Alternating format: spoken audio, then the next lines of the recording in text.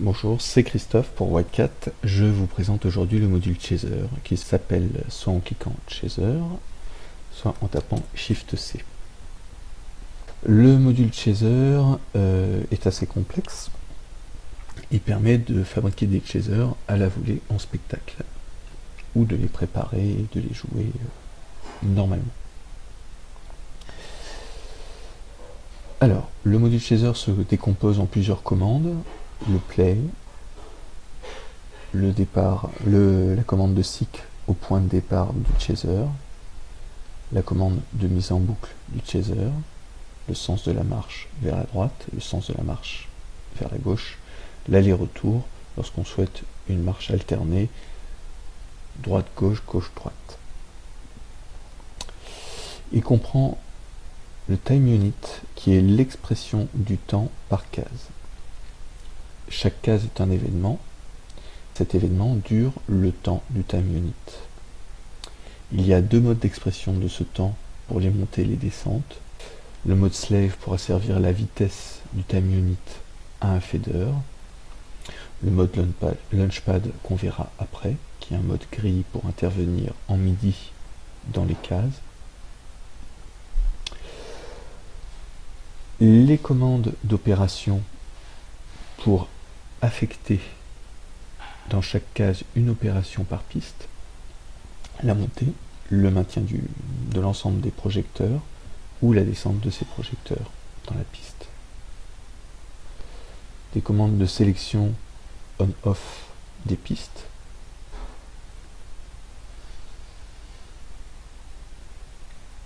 et une commande globale de off, ainsi que 4 presets de pistes pour appeler des on-off personnalisés cut. Alors, il y a 128 chasers dans Whitecat et chaque chaser comprend 24 pistes. À chaque piste, vous pouvez assigner un état lumineux, que ce soit des circuits,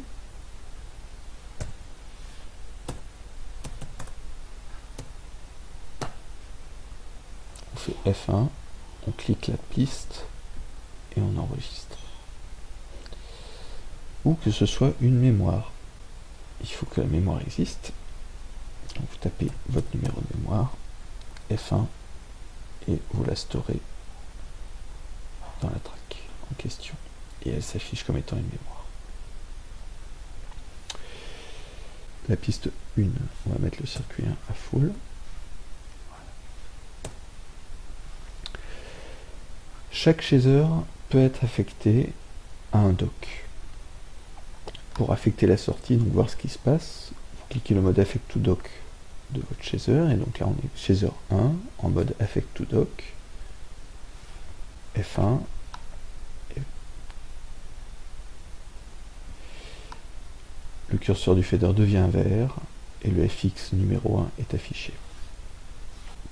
Je mets on la piste 1, et je vais définir un point de départ et un point d'arrivée de mes pas pour le mouvement du chaser.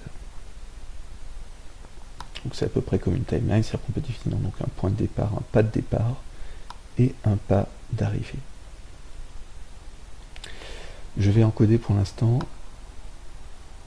une montée, donc du contenu du circuit 1 dans le pas 1, rien, une autre montée, deux montées consécutives, un maintien, rien, un maintien, une descente et deux descentes consécutives à D3 et on augmente le pas. Je lance la lecture.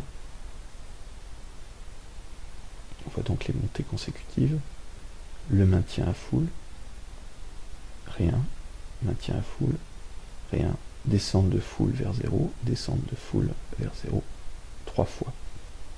Et chaque case a une time unit qui est globale pour le chaser et l'ensemble de ce chaser là. Le time unit, si on veut que ces mêmes événements soient plus rapides, peut être exprimé aussi en 0.5 secondes, auquel cas le chaser est plus rapide, voire 0.1. Je vais me mettre en mode je vais me mettre en mode loop.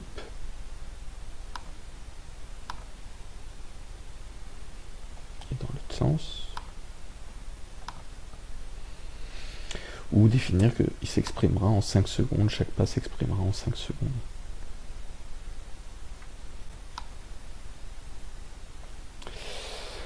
Bien, cette expression de temps peut être aussi asservie.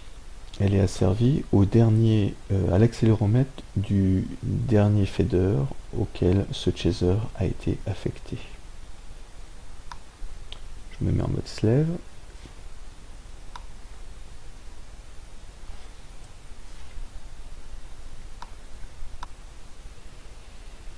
Et donc, plus je vais aller vers la gauche sur l'accéléromètre, plus le temps va être rapide, plus je vais aller vers la droite, et plus le facteur va être normal.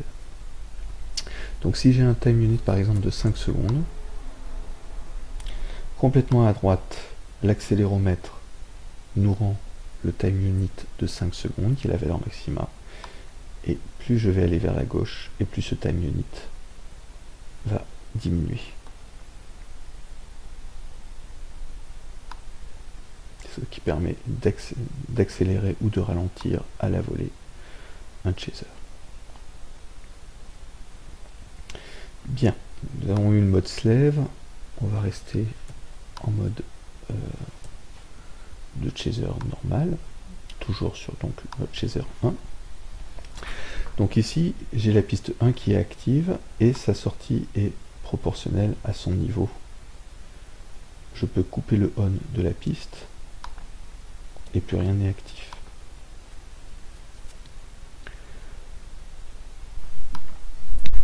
Time standard et time join. Le mode de temps classique de calcul des pas, pour les montées et les descentes, se fait ainsi. 2 cases contiguës veulent dire 2 montées. Ces 3 cases contiguës sont 3 descentes. Donc on part de l'état des circuits enregistrés dans la track et on va vers 0 3 fois d'affilée, ou on part de 0 et on va vers l'état à full 2 fois d'affilée ici. Ça c'est le mode time standard. Une fois.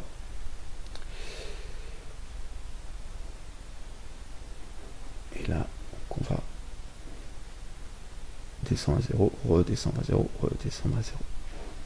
Quand on va enclencher le mode time join, 3 cases contiguës vont représenter une seule descente, ou 2 cases contiguës, ou 5 cases contiguës. Ça veut dire que cette descente sur les circuits enregistrés dans la track 1 va se faire en 3 secondes. Donc là, le calcul est fait, et donc on descend en 3 secondes. En ayant des événements qui se font en 1 seconde aussi. Ici, la montée va se faire en 2 secondes. Et une descente en 3, puis une descente en 7 secondes. Bien sûr, si je change mon time unit, la chose est proportionnelle.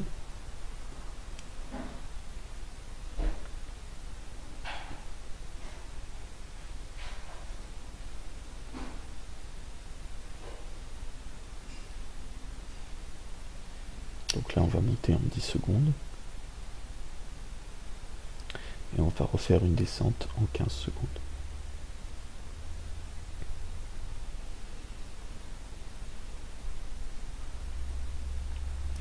Donc, on a bien vu que le time unit pour la création de chaser type théâtre ou danse, avec des arythmies, pose la question essentiellement de quelle est la base de temps dont on va avoir besoin, quel est en fait le plus petit dénominateur de temps dont on va avoir besoin pour encoder un chaser, c'est-à-dire la plus petite pulsation, et grâce au mode time join, on pourra allonger de plus grandes pulsations.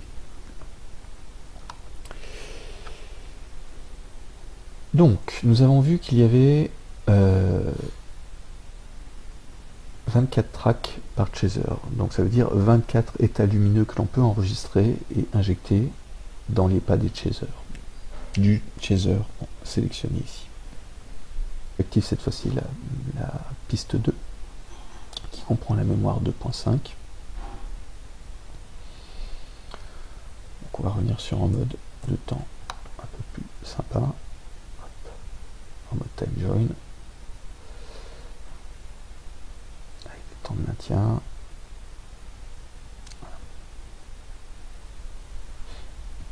Et donc le contenu de la mémoire de 5 qui comprend le circuit 1 à full, circuit 2 et 3 à 25%, et donc rajouté dans l'état général qui sort sur scène.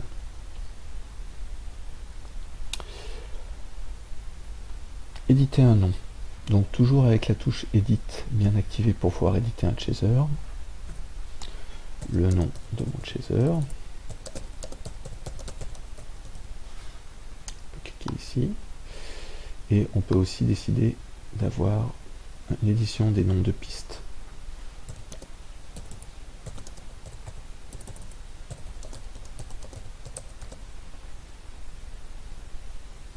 Le nom de la piste.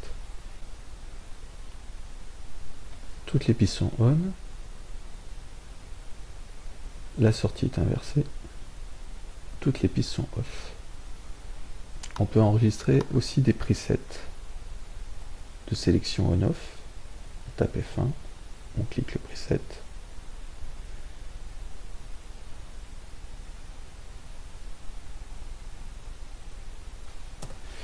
Et donc on a 4 presets pour pouvoir alterner les on-off de sortie à la volée des pistes.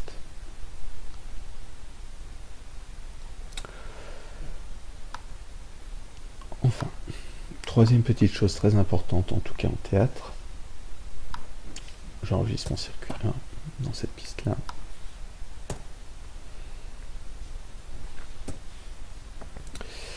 Je désire en fait faire une montée partant de 20%, avoir un maintien de mon projecteur à 20% et monter à full. Ce petit événement peut vous poser question si vous êtes en théâtre, puisque en fait le départ se fait depuis 0% pour aller à full. Et bien c'est très simple, pour pouvoir ruser, il faut enregistrer ce circuit à 20% dans une autre piste et mettre un maintien de cet état par en dessous. On peut donc avoir plusieurs chasers tournant en même temps sur Y4. J'affecte le chaser de F1 au fader 2. Hop.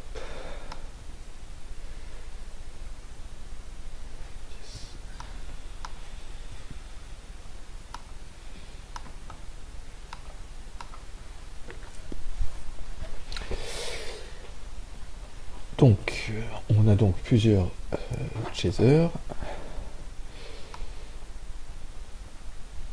Et donc, on peut contrôler par les faders l'intensité générale émise par cette chaser. Dans le CFG menu, vous pouvez paramétrer la visualisation du nombre de points après la virgule concernant les informations de temps, si vous voulez être 1 point après la virgule, ou être 4 points après la virgule. Le nombre de pistes visibles dans la fenêtre chaser, si vous en voulez 12, vous avez 12, si vous en voulez que 3,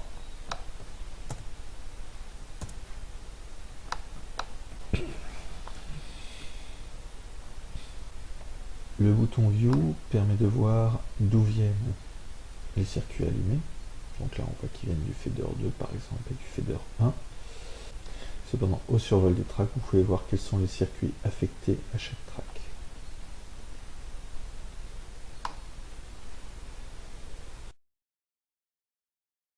Bien, une fois fois configuré votre Launchpad est branché, donc en MIDI out, MIDI in, key on, vel 0, key off, et tout Launchpad activé, le nombre de lignes de chaser à suivre. Si vous voulez travailler sur une grille de 8 ou sur une grille de 4 par exemple, ou si vous voulez travailler avec la BCF, avec les boutons et la fonction Launchpad sur 2 rangées, c'est possible. Mettez en MIDI affect, en série, l'affichage affect, en série, deuxième série, je passe le premier bouton, troisième série, et quatrième série. Ok. Je vais mettre Léo 9, par exemple.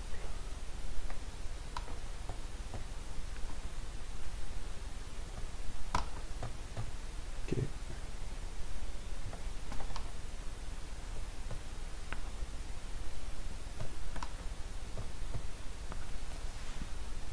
Puis mettre le play ici, le sick ici, et le loop ici. Et je lance donc mon Launchpad. Je pourrais définir aussi d'avoir les 3 modes ici.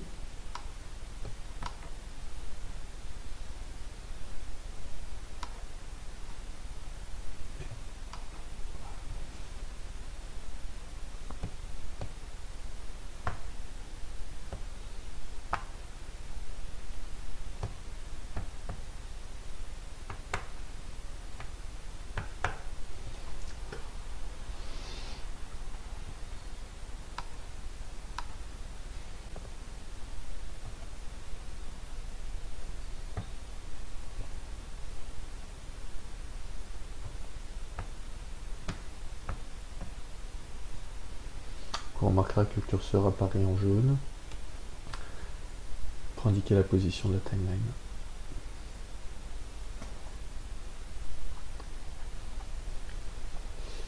Le déplacement de la grille permet de rafraîchir bien sûr et donc de se déplacer dans la grille pour l'affectation des roses, des lignes.